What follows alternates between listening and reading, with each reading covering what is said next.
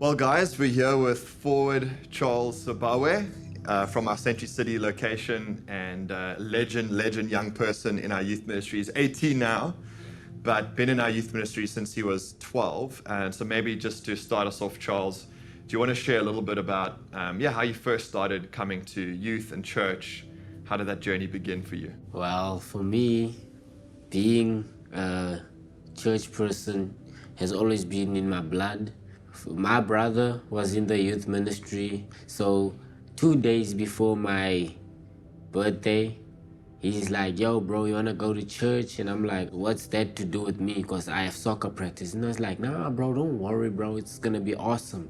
So yeah, being in here has been pretty awesome. And I really got closer to him at my first summer camp when I became intimate with the Holy Spirit. When I met my leader, Elijah Gregus, he told me everything I needed to know, and he said I should give my life to Jesus, and I gave my life to Jesus, and ever since then, everything has been so awesome for me. Come on. And that's one of the big things with you, Charles, is that when you started coming, you haven't stopped coming. So you've been part of our youth, you've been part of our church, you're one of our most committed young people, you're a leader. Why have you kept coming to church? What keeps you coming? Why do you believe in the church so much? The reason I kept coming was because I wanted to change my community. I wanted to change my perspective. So the thing I did is like, okay, if I can come, why not my friends? Why not other people? So the reason I kept coming to church was because I didn't want to lose that fire.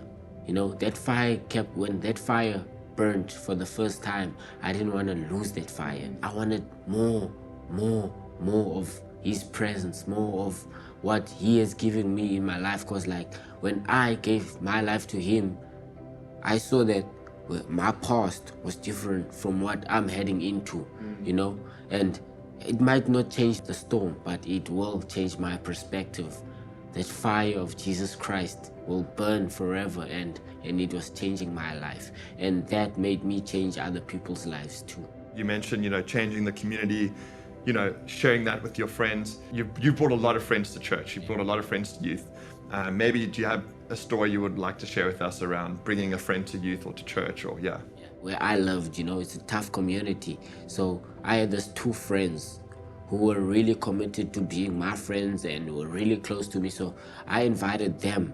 And when I invited them, I saw that they enjoyed being in the presence of God. And I decided, okay, if I can bring them, why don't I bring more friends of mine?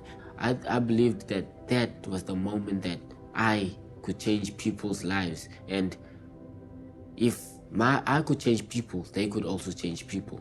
I said, it's never too late. Come on. It's never too late to do the right thing. It's never too late to turn your life around. And it's never too late to see what Jesus has in store for you. Ever since then, I've met a lot of leaders, a lot of people who saw potential in me. And I really want to be part of this church for all the days of my life. And I really want to dwell in the house of the Lord forever and ever.